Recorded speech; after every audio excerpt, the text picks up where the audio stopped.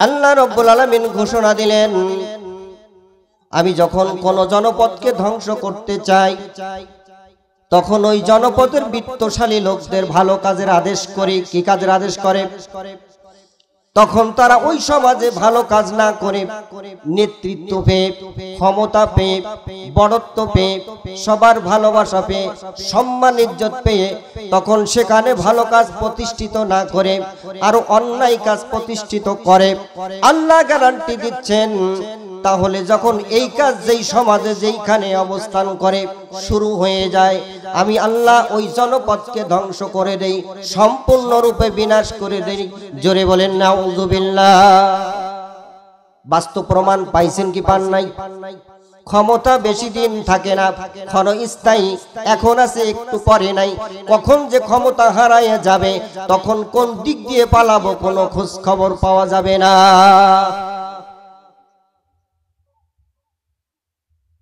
এজন্য ক্ষমতা দিয়েছেন আল্লাহ, ওই ক্ষমতাধারীদের অনুসরণ করতে হবে। হযরত ওমর ফারুক রাদিয়াল্লাহু তাআলা আনহু শাসন আমলে বসে আছেন নিলিবিলি। এমনি তো বিরতি সময় পায় না, সব সময় কাজে ব্যস্ত থাকে, এমনি একটু বিশ্রাম নেওয়ার জন্য বসে আছেন। একজন বিচার প্রার্থী আসছেন, নালিশ করছেন, আমির আল মুমিনিন, আমাকে অমক পেরেছে, এই বিচারটা আপনার কাছে চাই।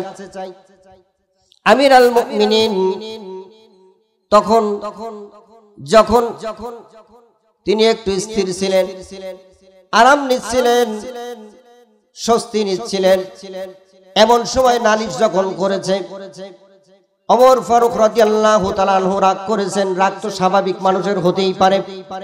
একটা ছড়ি দিয়ে লোকটাকে আঘাত করেছেন। তুমি অন্য সময় আসো না কেন? বিচারের সময় কেন আসো না? আমি যখন বিশ্রাম নিচ্ছিলাম তুমি তখন কেন আসলে? একজন রাষ্ট্রপতি করতে পারে কি পারে না? রাষ্ট্রপতি যদি তাকে ওইখানে মারতে মারতে চ্যাপ্টা বানাইয়া দেয়, এখানে বিচার করার ক্ষমতা কারোর আছে?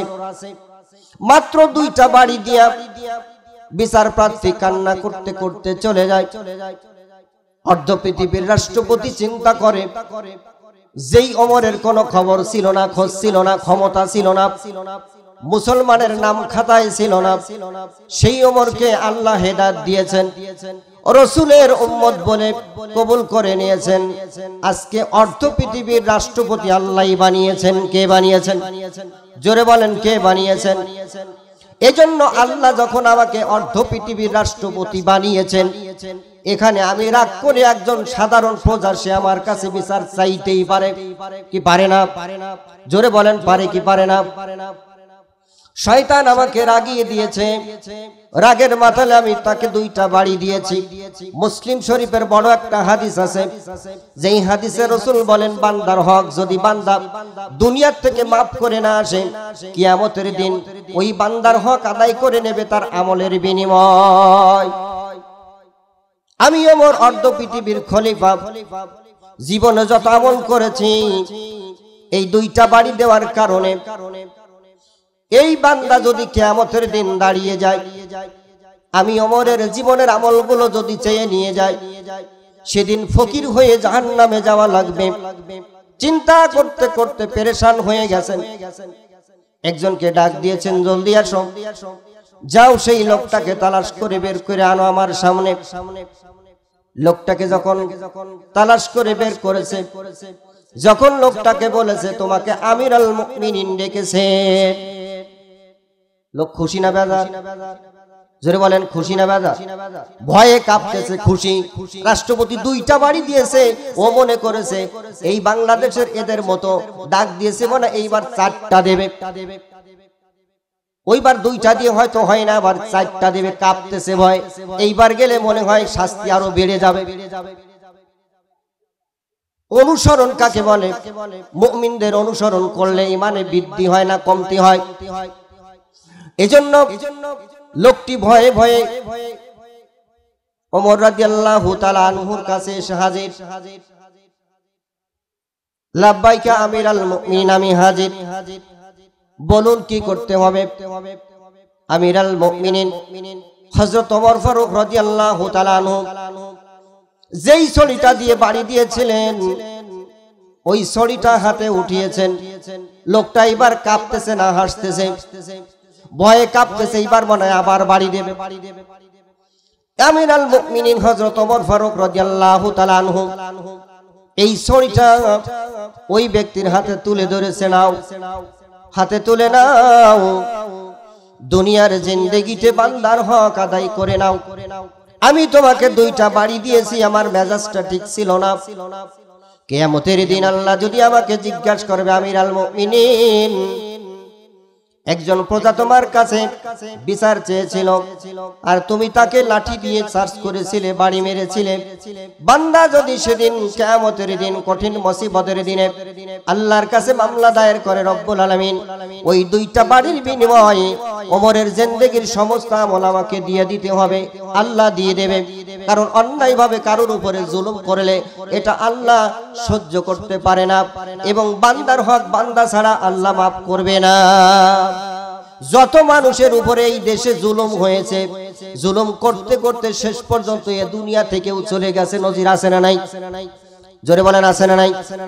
এর হক যদি কিয়ামতের দিন আদায় করে নাও, এই বান্দার কাছ থেকে ছাড়া ক্ষমা কখনো হবে না, কথা ঠিক কিনা? এজন্য বিচার প্রার্থী ছড়ি হাতে নিয়ে কাঁপতেছে, আমিরুল মুমিনিন, আমি মারবো আপনার পিঠে বাড়ি, এ জীবনেও কখনো সম্ভব হবে না। আমিরুল মুমিনিন, আমাকে আপনি ক্ষমা করে দিন, বেয়াদবি হয়েছে, অসময় আপনার কাছে এসে বিচার চেয়েছি, আমাকে আপনি বাড়ি মেরেছেন। আমিরুল মুমিনিন, আমি যতটুকু কষ্ট পেয়েছি আল্লাহর রাস্তায় আপনাকে মাফ করে দিয়েছি। মাফ করা বড় গুণ না ছোট গুণ? মাফ করা বড় গুণ না ছোট গুণ? মাফ করে দেওয়া হলো বড় গুণ।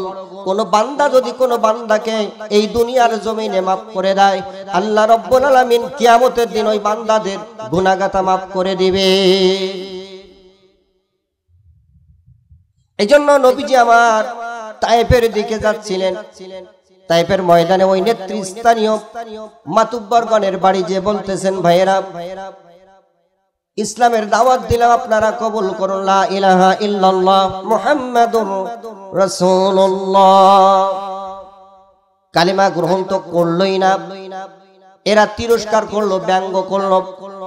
এরপর যখন তাদের কাছে স্থান হলো না, তখন নবীজি সাধারণ পাবলিকের মাঝে দাওয়াত দেওয়ার জন্য গেলেন। সাথে ছিলেন যায়েদ ইবনে হারেসা রাদিয়াল্লাহু তাআলা আনহু। যখন দাওয়াত পাবলিকের কাছে দিতে চেয়েছিলেন, ওই সাধারণ মানুষ থেকে যারা নেতৃস্থানীয়, ওরা পোলাপানদের লাগাই দিল, যাও, এই মক্কার নবী বলে দাবি করেছে, পাথর নিক্ষেপ করো। দোষ ছিল কি? জোরে বলেন, দোষ ছিল? দোষ কি কোনো দোষ ছিল? আজকেও পৃথিবীর জমিনে কোন মুসলমান যদি এভাবে দাওয়াত দিতে যায়, যদি কেউ পাথর মারে, ব্যঙ্গ বিদ্রুপ করে, দাওয়াত দেওয়া কি বাদ দেওয়া যাবে? জোরে বলেন, যাবে? কখনোই যাবে না। পাথরের আঘাতে রক্তাক্ত হয়ে গেলেন নবীজি আমার, এরপরও তাদের জন্য বদদুয়া করে নাই, করেছে। হাজারো ব্যথা বেদনার পরে ফিরে আসনি তুমি আপন ঘরে, দিনের আলো তুমি ছড়িয়ে দিতে, চলে গেলে মদিনায় মক্কা ছেড়ে। হে রাসূল, তোমাকে ভুলি আমি কেমন করে? হে রাসূল, তোমাকে ভুলি আমি কেমন করে? হাজারো ব্যথা বেদনার পরে ফিরে আসনি তুমি আপন ঘরে, দিনের আলো তুমি ছড়িয়ে দিতে, চলে গেলে মদিনায় মক্কা ছেড়ে। হে রাসূল, তোমাকে ভুলি আমি কেমন করে? খেয়ে না খেয়ে দিন প্রচারের কাজে নিজেকে দিয়েছ তুমি বিলিয়ে, তাইফের কাফেরেরা চিনল না সে আলো, দুষ্টু ছেলেদের পিছু দিল লেলি। পাথরের আঘাতে ক্ষত বিক্ষত হয়ে সারা শরীর থেকে রক্ত ঝরে। হে রাসূল তোমাকে ভুলি আমি কেমন করে, হে রাসূল তোমাকে ভুলি আমি কেমন করে। জোরে বলি মারহাবা। নবীজি তাদের জন্য বদদোয়া করে নাই, তাদের জন্য হাত তুলে যখন দোয়া করতেছিলেন, যায়েদ ইবনে হারেসা রাদিয়াল্লাহু তাআলা চিন্তা করলেন এইবার বুঝি নবীজি তাদের জন্য ধ্বংসের জন্য দোয়া করে দিবেন। নবীজি হাত তুলে দোয়া করেন, রব্বুল আলামিন এরা বুঝতে পারে নাই, চিনতে পারে নাই, আমি দাওয়াত তাদের কাছে ঠিক মতো পৌঁছাইতে পারি নাই, এই দুর্বলতাটাকে কবুল করে নাও এবং যারা অন্যায় অপরাধ করেছে ওদেরকে মাফ করে দাও। ভবিষ্যতে ওদের বংশের ভিতরে হয়তোবা এই কোরআনওয়ালা মানুষ আসতে পারে। এই জন্য ক্ষমা করা হলো বড় গুণ। ক্ষমা করা কি গুণ? এই জন্য আল্লাহ রাব্বুল আলামিন সেই সব মুমিনদের আলোচনা সূরাতুল মুমিনুনে করেছেন। মুমিনদের গুণের ভিতরে এক নাম্বার গুণ হবে ওয়াল্লাযীনা হুম ফি সলাতিহিম খাশিউন। যতগুলো মানুষ তাতে আল্লাহু আকবার ধ্বনি দিলে আমার মনে ঘুম চলে যায়, শয়তান চলে যায় 5 মাইল দূরে, আল্লাহর আকাশ খুশি হয়ে যায়। একবার যদি কেউ সুবহানাল্লাহ বলে, আল্লাহু আকবারের ধ্বনি দেয়, জমিন থেকে আসমান পর্যন্ত সওয়াবে পরিপূর্ণ হয়ে যাবে।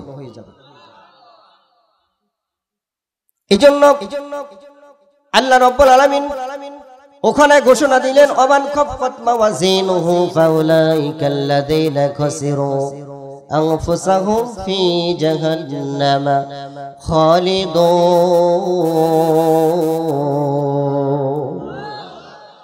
পিছনে যুবকেরা রয়েছে, ওরা আল্লাহু আকবার আসতে বলতেছে, চিন্তা করছে হুজুর যতই বলেন সকালবেলা খাইছি, দুপুরে খাই নাই, আর খিচুড়ি খাবো, এরপরে তাকবীর দেওয়া আগে দিতাম না। এই জন্য আল্লাহ মিথ্যা দিয়ে জীবন পরিচালনা করার জন্য জাহান্নামে দিবেন। মিথ্যা দিয়ে জীবন পরিচালনা আমরা করব। আরো আস্তে, পিছনে যুবকরা কথা বলে না, মিথ্যা দিয়ে জীবন পরিচালনা করব, কারণ মিথ্যা মানুষকে ধ্বংস করে দেয়, সততা মানুষকে মুক্তি দেয়। আল্লাহ রাব্বুল আলামিন বলতেছেন শুধু ওরা জাহান্নামে যে ক্ষান্ত হবে না, তালফাহু উজুহাহুমুন নার ওয়া হুম ফিহা কালিহুন।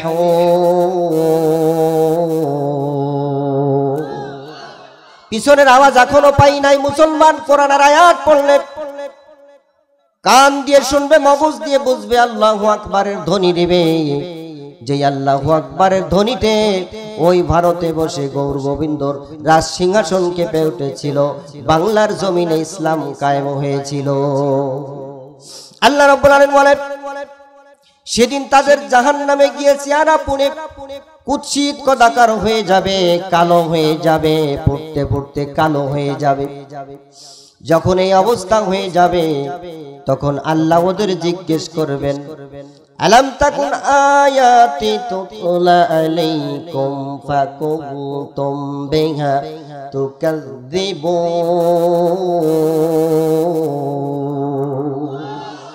যুবকেরা আমার সাথে এক কিনা, যুবকেরা আমার সাথে এক না নয়, যুবকেরা আমার সাথে একসাথ, কারণ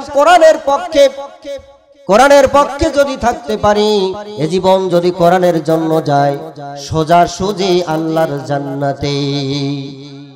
যাদের হৃদয়ে আছে আল্লাহর ভয়, তারা কবু পথ ভুলে যায় না, ঠিক না? যাদের হৃদয়ে আছে আল্লাহর ভয়, তারা কবু পথ ভুলে যায় না। আল্লাহর প্রেম ছাড়াই দুনিয়ায় কারো কাছে কোনো কিছু চায় না, কারো কাছে কোনো কিছু চায় না। আমরা কি চাই কারোর কাছে? রাতের আধারে যারা সেজদাতে রয়, দু চোখের শ্রুতে নদী যেন বয়। ঠিক না?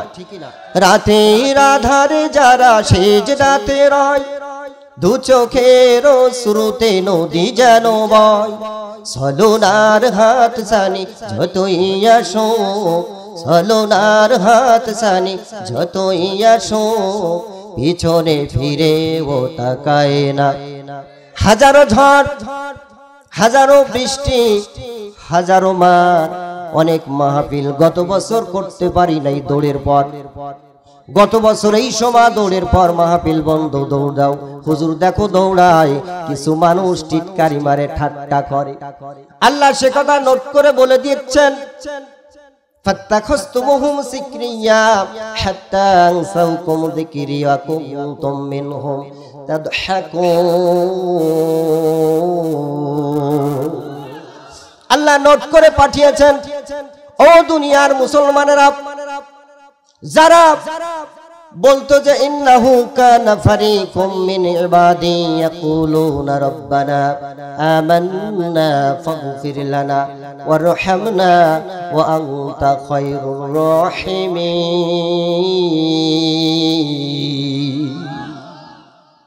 ওরা বলতো নিশ্চয়ই, ইন্নাহু কানা ফারিকুম মিন ওয়াদি ইয়াকুলুনা রাব্বানা আমান্না ফাগফির লানা। একটা দল ছিল যারা বলতো আল্লাহ আমরা তোমার উপর ঈমান এনেছি, আর কারোর প্রতি নয়, আমাদেরকে তুমি মাফ করে দাও, ক্ষমা করে দাও, তুমি হলে দয়ালুদের মধ্যে সর্বোৎকৃষ্ট দয়ালু। সর্বোৎকৃষ্ট দয়ালুকে ভাই আপনাদের কি আমেজ নেই? আমি একা কথা বলবো, আপনারা বলবেন না? সর্বোৎকৃষ্ট দয়ালুকে যুবকরা বলেন কে? আরো জোরে বলেন কে? এই আল্লাহ শব্দ জবান থেকে বের করেছেন বলেই আল্লাহ আপনাদের কবুল করেছেন, বসতে পেরেছেন। এখনো অনেকে বাইরে যারা আল্লাহ বলে স্বীকার করেছে, আল্লাহ ওদের জবানকে কাল কিয়ামতের কঠিন মুসিবতে বুলন্দ করে জান্নাতি মানুষ হিসেবে কবুল করুন, বলেন আমিন। এজন্য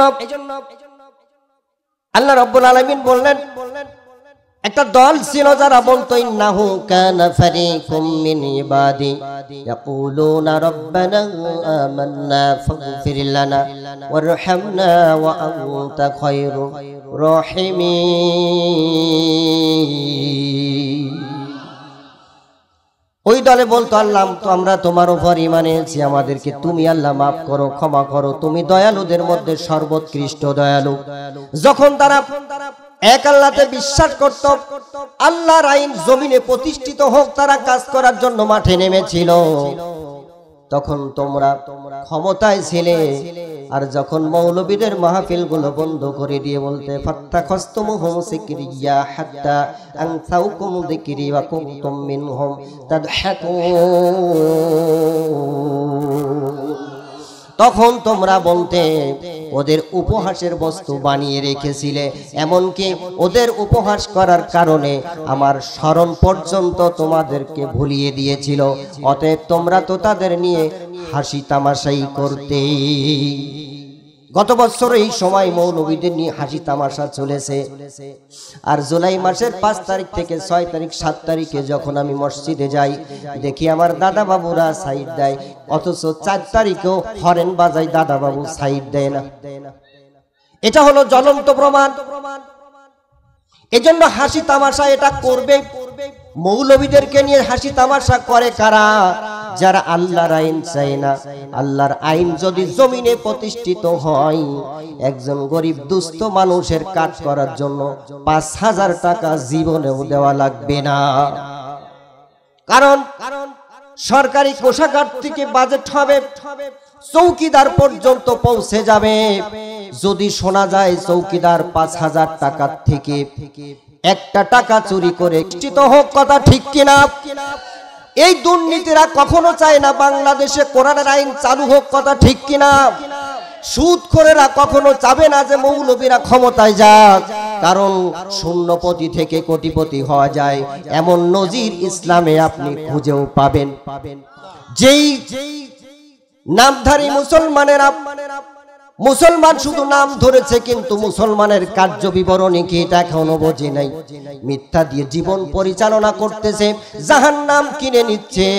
অথচ যারা বলতেছে ভাই এটা জাহান্নামের পথ, এটা ছেড়ে দাও, আর ছগলখড়ি করো না, মানুষকে ধোঁকা দিও, বোকা বানিও না, গম চুরি করো না, এটা তোমারই অপরাধ হচ্ছে, কিয়ামতে তোমার এই বোঝা উঠতে হবে। তখন সে বলছে এই রে তোরে ধরা করব, সামনে আয়।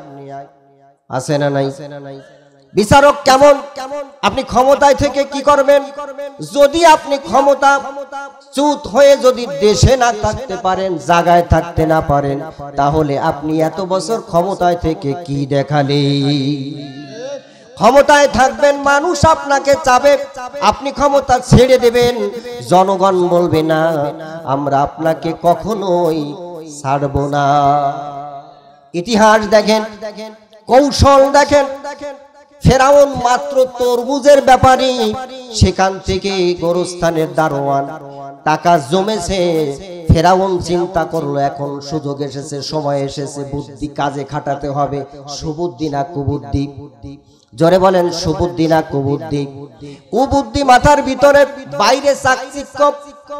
এদেরকে বলা হয় এক নাম্বার খাঁটি মুনাফিক।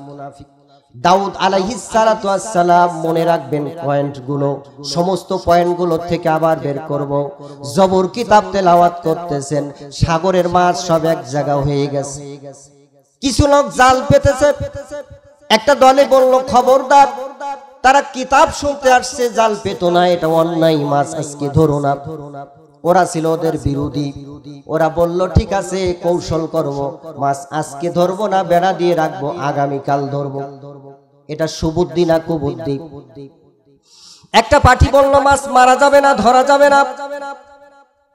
যাদেরকে নিষেধ করলো ওদের বন্ধু হলো না শত্রু হলো। আর একটা পাঠি তো ওই মারবে বলে প্রতিজ্ঞা করলো।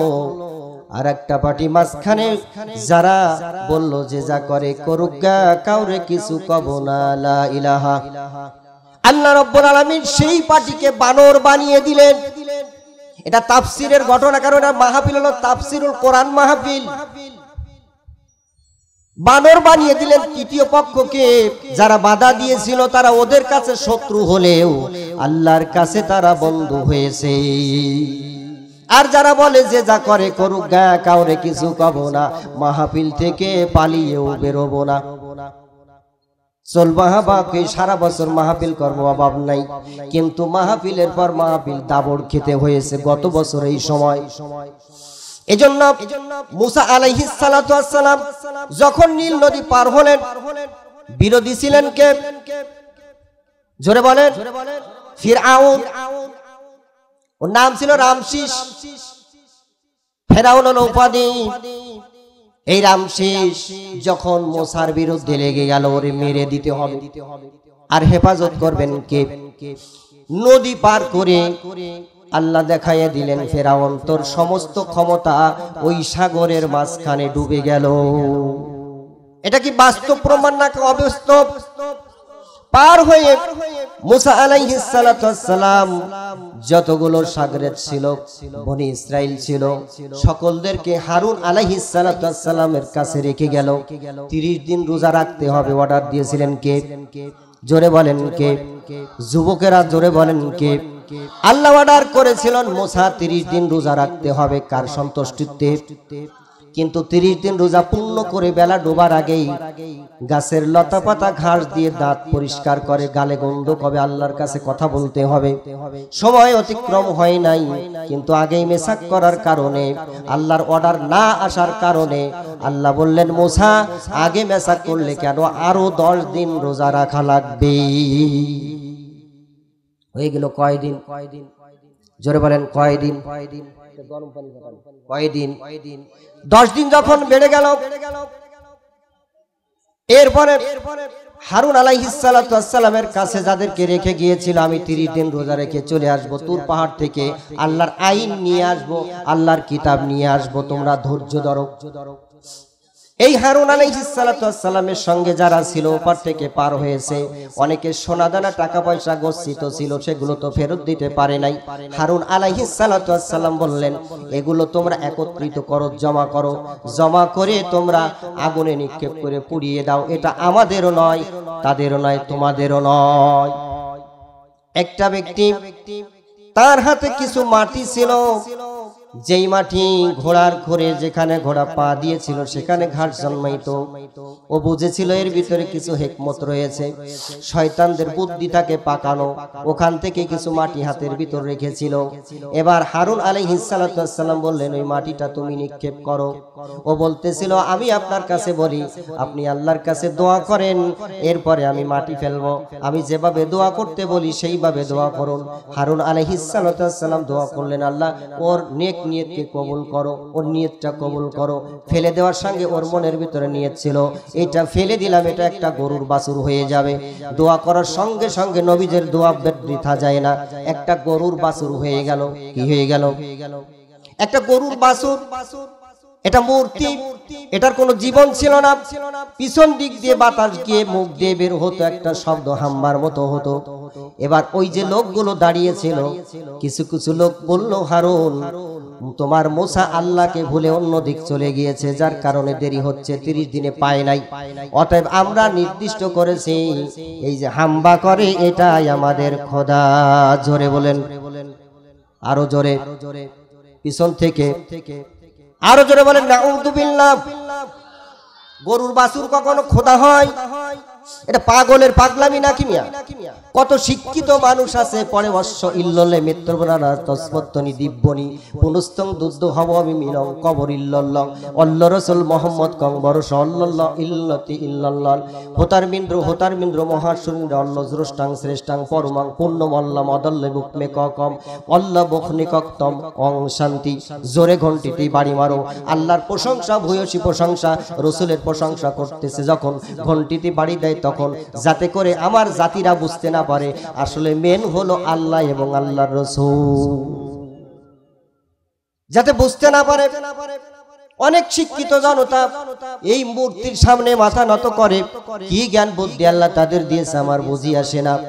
এজন্য এক দলে বলল, তোমার মুসা আল্লাহকে ভুলে গেছে, এজন্য আল্লাহকে আর পাচ্ছে না বলে 30 দিন অতিবাহিত হয়ে আরো সময় অতিক্রম করেছে। এখন আমরা আমাদের খোদাকে পেয়ে গেছি। আসতে বলেন না। বাছুর কি কখনো খোদা হয়? হতে পারে। খোদা কোনো নামই নাই, একমাত্র সৃষ্টিকর্তা আমাদের, তিনার নাম হলো আল্লাহ সুবহানাহু ওয়া তাআলা। একটা পার্টি বলল না, কখনো নাই, বাছুর আল্লাহর খোদা হতে পারে না, এটা খোদা নয়। এক আল্লাহ, তিনাকে দেখা যায় না, এটা কখন আমরা খোদা মেনে নিতে পারি না। আর একটা দলে বলল যে যা করে করুক গা, কাউরে কিছু কব না, মুসা কালিমুল্লাহ। আছে না নাই? এই তৃতীয় পক্ষ সাজা যাবে না। এদের সম্পর্কে আলাদা একটা সূরা নাযিল হয়েছে, সূরাতুল মুনাফিকুন। আল্লাহ রাব্বুল আলামিন কাফেরদের সম্পর্কে আয়াত এভাবে নাযিল করেন নাই, কিন্তু মুনাফিকদের সম্পর্কে আল্লাহ নাযিল করেছেন, আল মুনাফিকিনা ফিদ দারকিল আসফালি মিনান নার। মুনাফিকদের স্থান হলো জাহান্নামের সর্বনিম্ন স্তরে। জাহান্নামের সর্বনিম্ন স্তরে। আগুন বেশি না কম? জোরে বলেন, বেশি না কম? এজন্য যেখানে আগুনের তাপ বেশি সেখানে যাইতে প্রস্তুত আছি আমরা। এজন্য তৃতীয় পক্ষ সাজা যাবে না, জীবন থাকার যাক। এদেশে ইসলামের আইন প্রতিষ্ঠিত হবে, কোরআন শিখবে, কোরআন বুঝবে, কোরআন দিয়ে জীবন গঠন করবে। সংসদের থেকে বিল পাস হবে যাকাত ভিত্তিক অর্থনীতি, কথা ঠিক কিনা? ওই সংসদ থেকে নিষিদ্ধ হারাম আল্লাহ ঘোষণা করেছেন সুদকে, এদেশে সুদ হারাম নিষিদ্ধ। ওই সংসদ থেকে বাজেট হক। কারা কারা রাজি আছেন? লিল্লাহি তাকবীর, লিল্লাহি তাকবীর। আল কোরআনের আলো, আল কোরআনের আলো, আল কোরআনের আলো। আমি এখন ভয় নাই, সংসদে যা আলো। ভয় করে? যখন বিপদ ছিল তখনও ভয় করি নাই। এখন তো কোনো বিপদ নাই, আল্লাহ গ্যারান্টি দিয়েছেন অকুনু মা'আস সাদিকিন, যারা সত্যবাদীদের সঙ্গে আছে। যদি জেল খাটতে হয়, মরেও যেতে হয়, মৃত্যুর পরে আর আযাব হবে না, হবে শুধু শান্তি আর শান্তি। এজন্য ইসলামের জন্য জীবন দেওয়ার জন্য প্রস্তুত হয়েছে আলী রাদিয়াল্লাহু তাআলা আনহু। শেষ চেষ্টা করে আবু জেহেল যখন থামাতে পারল না রাসূলের বাণী, আর উদ্যোগনে যায়, মানুষ তার কালেমা গ্রহণ করে মুসলমান হয়। এক পর্যায়ে ওরা পরামর্শ করলো রাসূলকে, মুহাম্মদকে হত্যা করা ছাড়া আর কোনো ভাষা নেই। তাকে যদি হত্যা করতে পারি তাহলে আমরা কামিয়াব হব। তারা করবে হত্যা, আর হেফাজত করবেন কি? এজন্য নবীজির প্রতি ওহী নাজিল হয়ে গেল। আল্লাহ বলে দিলেন, নবী গো, এখন মক্কায় থাকা যাবে না, মদিনায় হিজরত করো। বিছানায় শুয়ে রইলেন আলী রাদিয়াল্লাহু তাআলা আনহু। এই যে ঝড় বাতাস গেছে, যদি কাউকে বলি ভাই মাহফিলে আমি যাচ্ছি, আজকের ওয়াজটা আপনি করবেন, কারণ আজকের বিষয় হলো কাফেরদের আলোচনা। কাফিরদের কার্যক্রমগুলো কি, মুনাফিকদের কার্যক্রম কি, এটা আপনি আলোচনা করবেন। এর আগে বলছে ভাই আমি নাই, আমি মাহফিল করবই না। সুদখোর ঘুষখোরের বিরুদ্ধে কথা বলবেন, দুর্নীতিদের বিরুদ্ধে কথা বলবেন, এটা কোরআনে নোট করা আছে না? আমি নাই, কারণ আমি থাকলেই বিপদ হতে পারে। কিন্তু আলী রাদিয়াল্লাহু তাআলা আনহু বললেন, ইয়া রাসূলুল্লাহ, ইয়া হাবিবাল্লাহ, আপনি রাতে অন্ধকারে বেরিয়ে যান, আমি আলী এই কম্বল মুড়ি দিয়ে শুয়ে থাকবো। আমাকে মনে করবে মুহাম্মদ শুয়ে আছে, আতর্কিত হামলা করবে, জীবন দিয়ে দেব আমার জীবনের বিনিময়। রাসূল যদি জীবিত থাকে, কালেমার পতাকা যদি এই পৃথিবীতে ওড়ে, আমি আলীর জীবন ধন্য হয়ে যাবে। আমি এই জীবনের মায়া করি না, আমি কোরআনকে বেশি ভালোবাসি। এত মানুষ ভাই একটা আওয়াজ দিলে তো এই জিকির আপনার কলবের থেকে এক একবার কালেমা উচ্চারণ করতেছেন, ময়লা পরিষ্কার হচ্ছে। দেহ পরিষ্কার করার বড় যন্ত্র হলো লা ইলাহা ইল্লাল্লাহ মুহাম্মাদুর রাসূলুল্লাহ সাল্লাল্লাহু। বাবা, এই জীবনের জিন্দেগি সামান্য, একদিন অথবা একদিনের কিছু অংশ। আল্লাহ কোরআনে বলেন, ওয়ালা কাম লাবিতুম ফিল আরদা আদাদা সিনিন।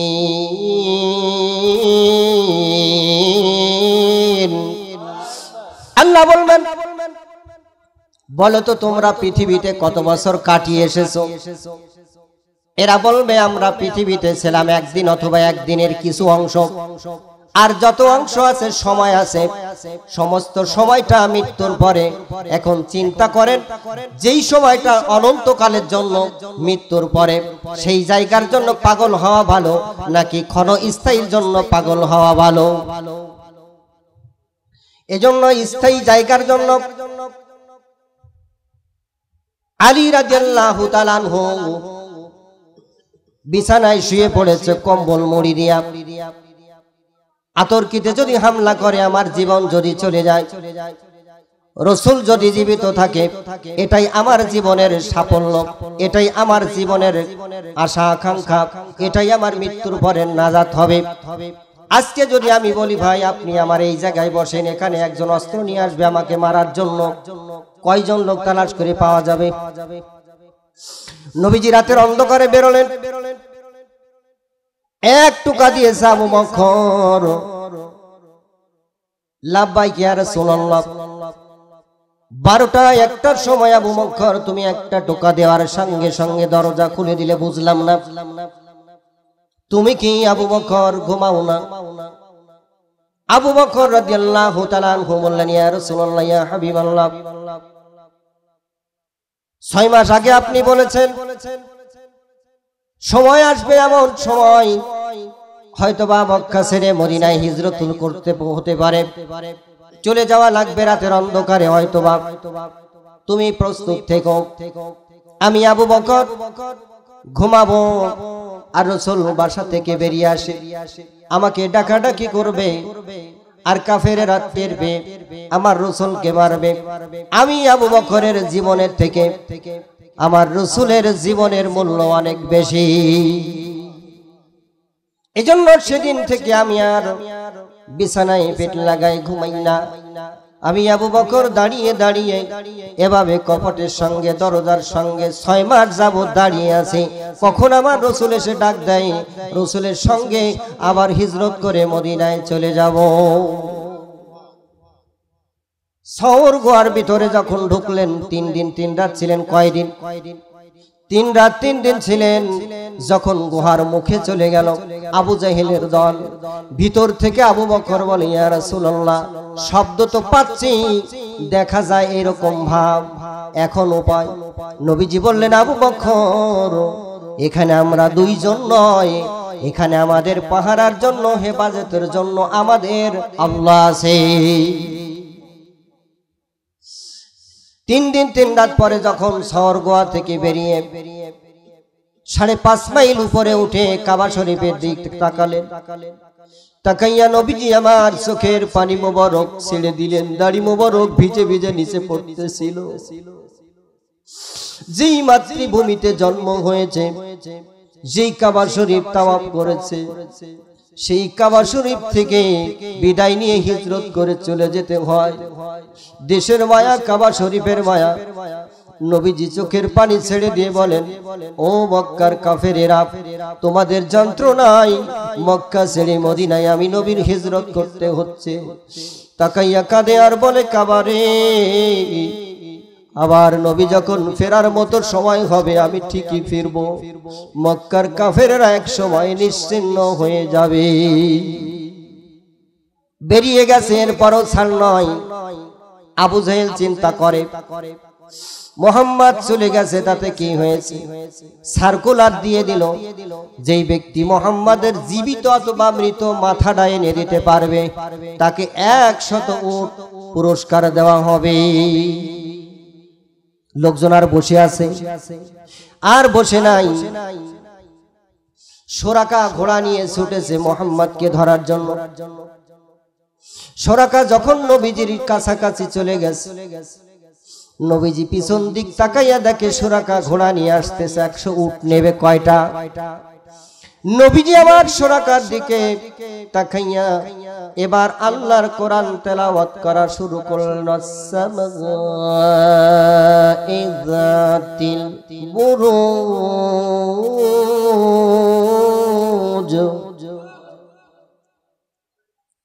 ওয়াল ইয়াউমিল মাউউদ ওয়া শাহিদিন ওয়া মাশহুদ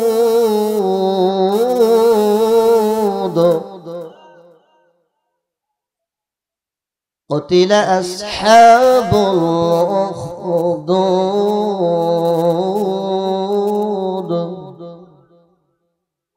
আল্লাহ রাব্বুল আলামিন সরাকার ঘোড়ার পা, সামনের 2টা পা ওই বালুর ভিতরে গিরার উপরে যখন ডেবে গেল, সোরাকা ভয় পেয়ে গেল। এখন বুঝি ঘোড়া যদি যেতেই থাকে আমি সোরাকা বালির নিচে দাপন হয়ে যাব। ডাক দিয়ে সোরাকা বলে, ইয়া রাসূলুল্লাহ, আপনি যে আল্লাহর নবী এর মধ্যে কোনো সন্দেহ না। সোরাকা বলে, ইয়া রাসূলুল্লাহ, আমি বুঝতে পেরেছি আপনি আল্লাহর নবী, যার কারণ আপনার দিকে তাকানোর জন্য আমি ঘোড়া সহ বালুর ভিতরে চলে যাই। আপনি যদি আল্লাহর কাছে দোয়া করেন আমি সোরাকা বিশ্বাস করি আমার ঘোড়া আবার উপরে উঠে যাবে। নবীজি দয়ার নবী, মায়ের নবী, পিছন দিক থেকে তাকাইয়া বললেন, রব্বুল আলামিন, সোরাকার ঘোড়া তুমি উঠাইয়া দাও, তাকে নিরাপদে বাড়ি ফেরাইয়া দাও। সোরাকা কি আর ওনার বিরোধিতা করবে? আল্লাহ বলে, ওয়ালা তাস্তাবিল হাসানাতি ওয়ালা সাইয়্যা ইদফা বিল্লাতি আহসানু ফাইযাল্লাযী বাইনাকা ওয়া বাইনাহু। আল্লাহ বলেন, হে নবী, ভালো আর মন্দ কখনো সমান হতে পারে না। আপনার ভালো দিয়ে মন্দকে প্রতিহত করুন, তাহলে আপনি দেখতে পাবেন যে আপনার শত্রুতা করেছিল সেই একদিন আপনার বন্ধুতে রূপান্তরিত হয়ে যাবে। এজন্য সোরাকা পিছনে আসলেন। আবু জেহেলের শত্রু সৈন্য যারা ছিল ওই সৈন্যদের বলল, তোমরা অন্যদিকে যাও, এদিকে যেও না, কারণ এদিকে নবীজি যায় না।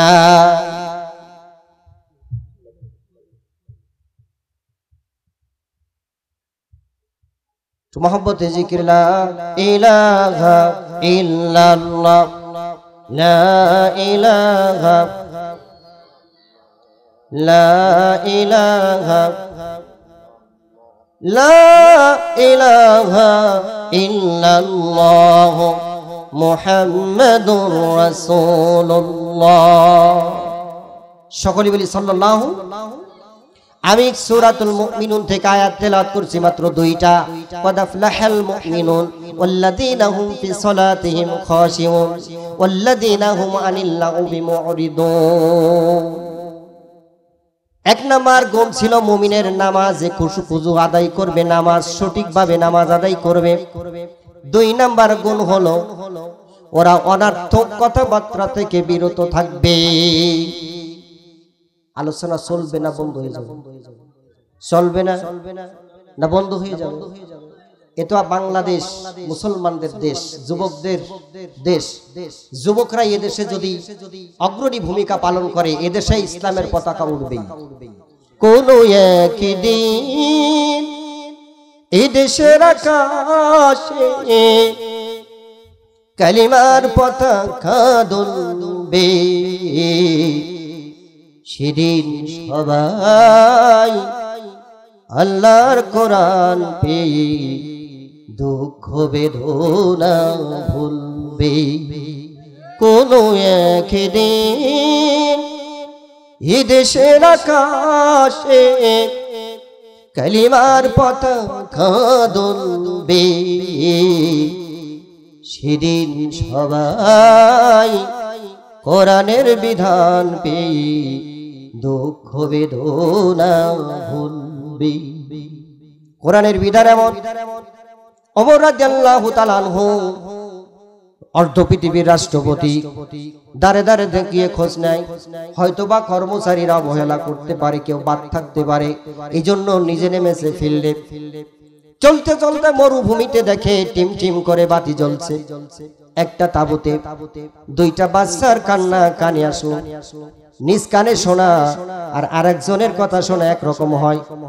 নিজে তদারকি করা, খোঁজ করা, আরেকজন দিয়ে খোঁজ নেওয়া এটা সমান হতে পারে। গম আসছে উপর থেকে 3 মণ, এক একজন পাবে 10 কেজি। মেপে দেশে 10 কেজি, বাড়ি এসে এনে দেখে যে 9 কেজি। কয় কেজি? জোরে বলেন কয় কেজি? এটা বাংলার মুসলমান, হিন্দু, বৌদ্ধ, খ্রিস্টান সবার মুখস্থ হয়ে গেছে। 7.5 কোটি কম্বল, বাঙালি হলো 7 কোটি। শেখ মুজিবর কয় যে আমার ডাক কই, 7.5 কোটি কম্বল আর 7 কোটি হলো বাঙালি। আমার কম্বল পেলাম না, তাহলে সবাই পেয়েছে সোনার খনি, আমি পেয়েছি। খবরদার, মুসলিম যদি এদেশে প্রতিষ্ঠিত হয়, ইসলাম যদি প্রতিষ্ঠিত হয়, কোরআনের আইন যদি প্রতিষ্ঠিত হয়, 2-4-5 জন চোরের যখন হাত এইখান থেকে কেটে দেওয়া হবে, তখন চোরগুলো সোজা হবে না বেঁকা হবে। মদের লাইসেন্স যখন বাতিল ঘোষণা করা হবে, মদখোররে পাইলে 80টা দৌড়া মারা হবে। একজনকে 70টা মারার পরে যখন মারা যাবে, তখন মদ আলাকে তালাশ করে পাওয়া যাবে। যদি গাঁজাখোরের বিরুদ্ধে মামলা হয়, গাঁজাখোরকে ধরে যদি 6 মাস জেল, 1 লক্ষ টাকা জরিমানা করা হয়, ও জীবনে আর গাঁজা মুখেও নেবে না। এজন্য এদেশে চাই ইসলামের আইন আর হুকুমত। এজন্য ওমর রাদিয়াল্লাহু তাআলা আনহু কোরআন দিয়ে রাষ্ট্র পরিচালনা করেছেন, যার কারণে রাখাল পর্যন্ত কোরআন জানতে পেরেছে। দুধ চায় রাখালের কাছে, রাখাল বলে আমি দুধ দিতে পারবো না। ওমর রাদিয়াল্লাহু তাআলা আনহু বলেন, রাখাল গুহার ভিতরে চলো, ওখানে তো আর কেউ দেখবে না, ওইখানে যেয়ে দাও। রাখাল বলে তুমি তো আসছালো, এদেশের শাসককে কি তুমি চেনো? এদেশের শাসককে যদি তুমি জানতে আর চিনতে, এই কথাটা ভুলেও মুখে তুমি উচ্চারণ করতে না। এদেশে চোরের কোনো স্থান নাই, হারামের কোনো স্থান নাই। এদেশে যাকাত নেওয়ার মতো মানুষ তালাশ করে পাওয়া যায় না। যখন যাকাত ভিত্তিক অর্থনীতি চালু হবে, যারা যাকাত পানেওয়ালা, কোষাগার থেকে যাকাত গিয়ে ওই সমস্ত সুদে কারবারের ঋণ কিস্তি সব বন্ধ হয়ে যাবে। আল্লাহর রহমত আসমান থেকে নাজিল হবে, কথা ঠিক কিনা? এজন্য খোঁজ খবর নিতে নিতে কানের ভিতরে বাচ্চাদের কান্নার আওয়াজ এসেছে। সামনে গিয়েছে, তাঁবুর কাছে যে সালাম দিয়েছে, ভিতরে দেখে টিম টিম করে বাতি জ্বলতেছে, কি যেন পাতিলের ভিতরে নাড়াচাড়া করে। বাইরের থেকে বলেন, কে গোমা কি করেন? ভিতর থেকে আওয়াজ এলো, আমি ভিতরে, আমার বাচ্চা দুইটা 2-3 দিন অনাহারি না খেয়ে আছে, এজন্য কয়েকটা পাথরের টুকরা পানির ভিতরে দিয়া নাড়াচাড়া করতেছি, যাতে আমার সন্তানেরা মনে করে যে আমার মা বুঝি কিছু রান্না করছে, শান্ত হয়। কিন্তু পেটে যদি খিদা লাগে, পাথরের নাড়াচাড়ায় কত সময় সন্তান শান্ত থাকে। এদেশের হাজারো গরিব মানুষ সিঁড়ির উপরে ঘুমায়। ঢাকার শহরে কত মানুষ একেবারে ময়লা আবর্জনার ভিতরে ঘুমায়। ও দুনিয়ার মুসলমান ইমানদারেরা, মুসলমানের আইন যদি কায়েম থাকে, ওই অনাহারে থাকা লাগবে না, সিঁড়িতে ঘুমানো লাগবে না, ওদের একটা আবাসস্থল হয়ে যাবে। কারণ সেটা দায়িত্ব নেবে দেশের সরকার, নিজে 10 তলায় থাকবে, আর এদেশের একটা জনগণ ময়লা আবর্জনার ভিতরে থাকবে। তাহলে জবাব দিতে হবে আল্লাহর কাঠগড়ায় দাঁড়িয়ে, দেশের পরিচালনা করতে পারো, করো, নাইলে সরে যাও। তুমি একটা মানুষ অনাহারি থাকলে তার জবাব রাষ্ট্রপতিকে দেওয়া লাগবে। এজন্য কোরআন যারা মানে, কোরআন যারা জানে, কোরআন যারা বোঝে, কোরআন দিয়ে যারা জীবন পরিচালনা করতে চায়, ওই সব মুমিনদের সামনে কখনো একজন অনাহারী মানুষ থাকতে পারে? জোরে বলেন, পারে। এজন্য যুবকদের অগ্রণী ভূমিকা থাকতে হবে। আর যারা এই মাত্র নতুন ভোটার হয়েছে, পুরনো ভোটার হয়েছে, এবার সুযোগ এসেছে, আমার এই হাতের একটা সিল যদি কোরআনের পক্ষে পড়ে, অবশ্যই এদেশে তবলিগ হোক, জামাত হোক, আট্রসি হোক, চরমনাক, সারসিনা হোক, কোনো ভেদাভেদ নাই, সবাই এক মুসলমান। রসুল বলেন, আল মুসলিম আখুল মুসলিম, এক মুসলমান অপর মুসলমানের দিনী ভাই। কি ভাই? লা ইয়াজলিমহু, কোন মুসলমানকে অবহেলা করবে না, অবজ্ঞা করবে না, ঠাট্টা করবে না, বিদ্রুপ করবে না, হেই প্রতিপন্ন করবে না। আমার নবী বলেন, তাকওয়া হলো ভিতরের জিনিস, ভিতরটা পরিষ্কার করতে হবে। সব মুসলমানের এখন ভিতর পরিষ্কার করার সময়। কে কই করি এটার বিষয় না, এইটার বিষয় হলো ঠিক জায়গা মতো ভোটটা দিব। কোরআনের আইন যদি আমার ভোটে প্রতিষ্ঠিত হয়, আমি মরে যাওয়ার পরেও এই আইন যদি চালু থাকে, এই সবের % আমার কবরে যোগ হতে থাকবে। এই জন্য এদেশের প্রত্যেকটা নাগরিকের কাছে আবদার থাকবে, অনুরোধ থাকবে, মুসলমান খবরদার ভুলেও ওই সুদখোরকে যদি আপনি ভোট দিয়ে আপনি জয়ী করেন, ও সুদ খাবে, ওর % আপনার আমলনামায় যোগ হবে। আর আপনি বলবেন, যে যা করে করুক গে, কাউরে কিছু কব না, এত বড় তসবিহ নিয়ে লা ইলাহা ইল্লাল্লাহ 5 পয়সার ইবাদত কবুল হবে না। এজন্য আপনার সিল দিয়ে যদি মুসলমান কায়েম করতে পারেন, মুসলমানদের বিরোধী রসুলের জামানায় ছিল, কিয়ামত পর্যন্ত থাকবে, কোরআন বিরোধী লোক থাকবে। কিন্তু আমাদের বাংলাদেশে কোরআন বিরোধী লোক কম। জোরে বলেন। কোরআনের আইন প্রতিষ্ঠিত হলে দুর্নীতি করা, কোরআনের আইন প্রতিষ্ঠিত হলে ইনি আমার ভাই, এই ভাই বলে অন্যায় করে ছাড় পাওয়া। যার কারণ ওমর রাদিয়াল্লাহু তাআলা আনহু দেখিয়েছেন, নিজের সন্তানকে বেত্রাঘাত করে মৃত অবস্থায় কবরের পর আবার বাকিগুলো মেরেছেন। 30টে বাকি ছিল, 30টে তার কবরের উপরে মেরেছেন আবু শামা। ভালোবেসেছেন আখিরাতের জন্য, কোরআনের জন্য, আল্লাহর জন্য। কারণ গাঁজা খেয়ে মাথা ঠিক থাকে না, বাপেরও ভাই বলে। এজন্য কোরআন যারা বোঝে, কোরআন যারা মানে, কোরআন দিয়ে যারা জীবন গড়তে চায়, তাদের পাশে আমরা আছি না নাই? লিল্লাহি তাকবীর, লিল্লাহি তাকবীর। আল কোরআনের আলো, আল কোরআনের আলো আল্লাহ কবুল করুন। এজন্য ওমর রাদিয়াল্লাহু তাআলা আনহু কেঁদে দিয়েছেন, আমি রাষ্ট্রপতি, অর্ধ পৃথিবীর খলিফা, আমার অদেখাই না জানাই 2টা শিশু অনাহারি, মা সান্ত্বনা দেয় পাথর নাড়া দিয়া, মনের ভিতরে বাড়ি মেরেছে, ইমানে বাড়ি মেরেছে। মহিলা বলছেন, এদেশের বাদশার বিরুদ্ধে মামলা দেব যে আমার সন্তানরা অনাহারি না খেয়ে ঘুমায়, অথচ রাষ্ট্রপতি ঠিকই 10 তলায় ঘুমায়। খোঁজ নাই, প্রয়োজন মনে করে নাই, যার কারণে আমি মা হয়ে সহ্য করতে পারি না। আমার সন্তানেরা না খেয়ে 2 দিন ছটফট করতেছে। যাদের সন্তান আছে তারা জানে, সন্তানাদি যদি অনাহারিতে অনেকের অভাব আছে, যদি খাবার ছেলে মেয়ের মুখে তুলে না দিতে পারে অনেকের কষ্ট লাগে, লাগে কি লাগে না? এজন্য মা কষ্টে পড়ে বলেছে রাষ্ট্রপতির বিরুদ্ধে আল্লাহর দরবারে মামলা দেব। ওমর রাদিয়াল্লাহু তাআলা মুমিন, এই মুমিনদের অন্তরে নাড়া দিয়েছে, কেঁদে দিয়েছে। আসলাম কি বলে, আসলাম আর দেরি করা যাবে না, মা কাঁদছে সন্তানের কান্না দেখে। আমি ওর যদি এই দেশের রাষ্ট্রনায়ক হই, এই 2 জন যদি না খেয়ে মারা যায় কিয়ামতের কাঠগড়ায় দাঁড়াতে হবে। তারা হলেন মুমিন। কোষাগরে গেলেন, আটা নিয়ে, পনির নিয়ে, খেজুর নিয়ে বস্তা বললেন। এবার বস্তাটা অর্ধ পৃথিবীর রাষ্ট্রপতির কাঁধে উঠাইছে। আসলাম বলে, হুজুর আপনি তো অর্ধ পৃথিবীর খলিফা, অর্ধ পৃথিবীর রাষ্ট্রপতি, আর আমি হলাম আপনার চাকর। আমার তো এটা টানা, এটা আমার দায়িত্ব, আমার চাকরি, আমার কাঁধে দেন। রাষ্ট্রপতির কাঁধে এই বোঝা উঠাবেন না। মুমিন রাষ্ট্রপতি বলেন, তা হবে না, এই রাষ্ট্রের ভার আমার কাঁধের উপরে নিয়েছি। কিয়ামতের দিন, কঠিন মুসিবতের দিনে আমাকে আল্লাহর কাঠগড়ায় দাঁড়াতে হবে। ও আসলাম, এর জন্য জবাব আমার আল্লাহর কাঠগড়ায় দিতে পারবো না। এজন্য দুনিয়ার বোঝা হালকা করার জন্য কাঁধে বোঝা নিয়া তাবুতে পৌঁছে গেল।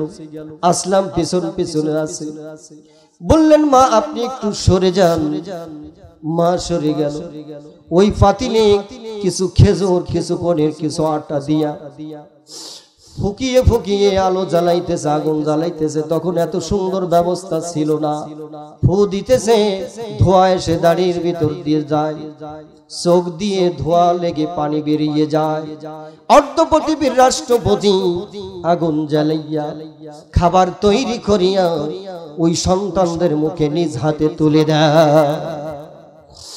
সন্তানেরা খেয়ে যখন ঠান্ডা হয়েছে, ঘুমিয়ে পড়েছে। এবার ওই মহিলা বলতেছেন, কে গো বাবা তুমি? তোমার তো চিনি না। এদেশের রাষ্ট্রপতি যদি তুমি হতে, তাহলে আমি মার চোখে পানি থাকতো না। বলে নাই আমি দেশের রাষ্ট্রপতি, নাম ফোটানোর জন্য কোনো কিছু বলে নাই। তিনি বলেছেন, মা গো যখন আল্লাহর কাঠগড়ায় দাঁড়াবেন তখন আমাকেও সেখানে পেয়ে যাবে। 6 দিন পরে নখ খসে যাবে, 9 দিন পরে চুল। কবর গাহের সামান নিতে কইর না কেউ ভুল। 6 দিন পরে নখ খসে যাবে, 9 দিন পরে চুল। কবর গাহের সামান নিতে কইর না কেউ ভুল। কবর জায়গা ভালো নয়, কবর জায়গা ভালো নয়, কবর জায়গা ভালো নয়। আমল দিয়ে কবর গৃহ সাজিয়ে নিতে হয়, আমল দিয়ে কবর গৃহ সাজিয়ে নিতে হয়। 17 দিনে পেট পেটে শেষ প্রকার খাদ্য হবে। 60 দিন পরে গোশ থাকবে না, কঙ্কাল পড়ে রবে।